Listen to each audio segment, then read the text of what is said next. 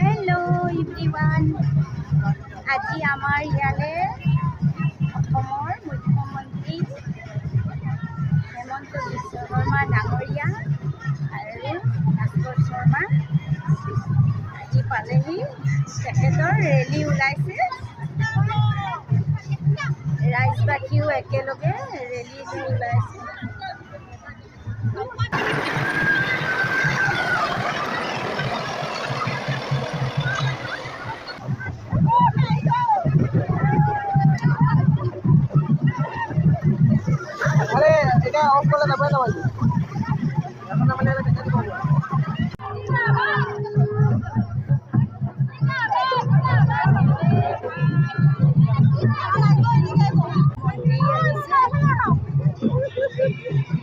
মানুহে গোট খাইছে।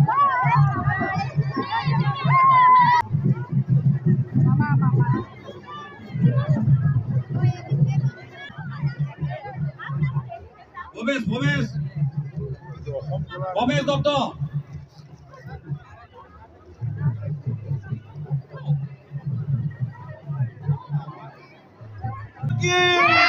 বিজেপি বিজেপি বিজেপি সকলোৱে ভাৰত মাতা কি ভাৰত মাতা কি।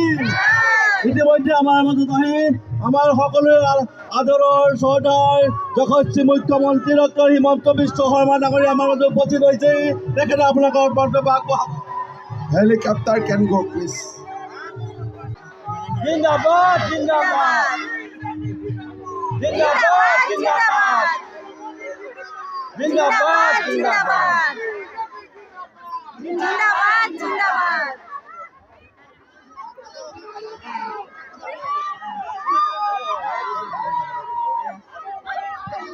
এয়া আমাৰ মাজলৈ আমাৰ অসমৰ মুখ্যমন্ত্ৰী আহি পালেহি। আমাৰ তো কোনো সময় গন্ডগোল হয়ে গেল।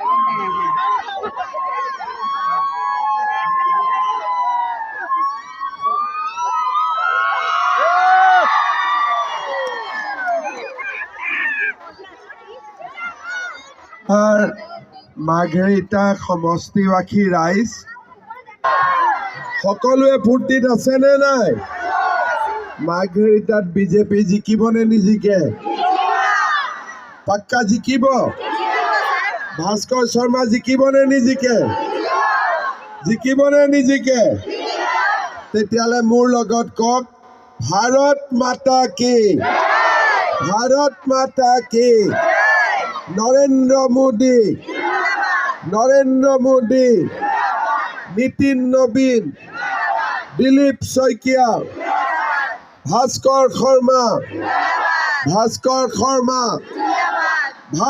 শৰ্মা বন্দে বন্দে।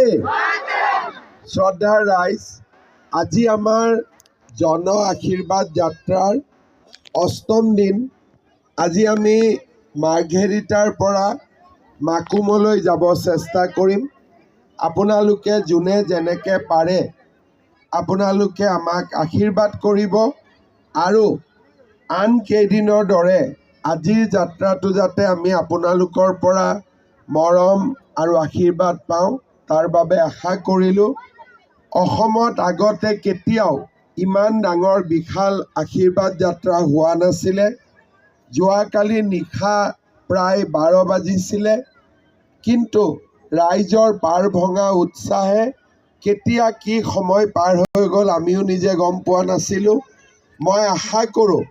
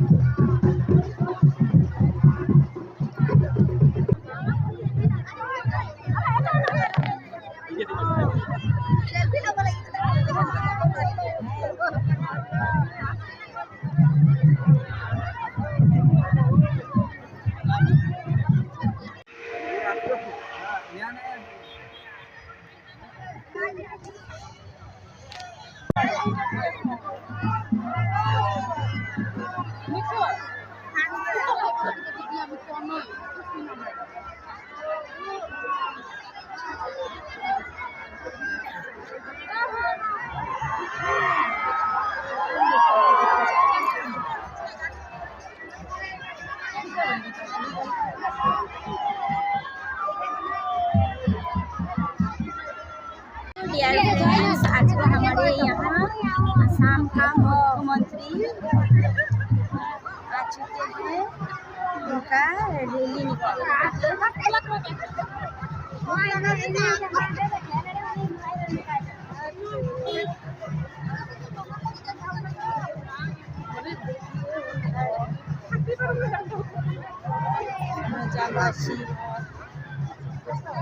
आगे ওদিকে দাঁড়ানো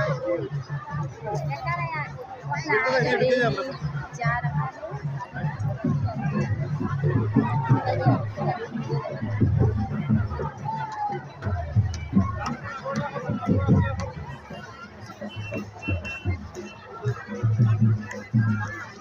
आगे आगे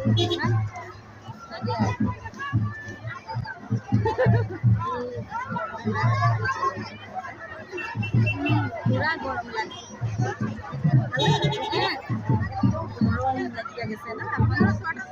বেকার কইরা আইছি তখন ঠান্ডা আসলো না।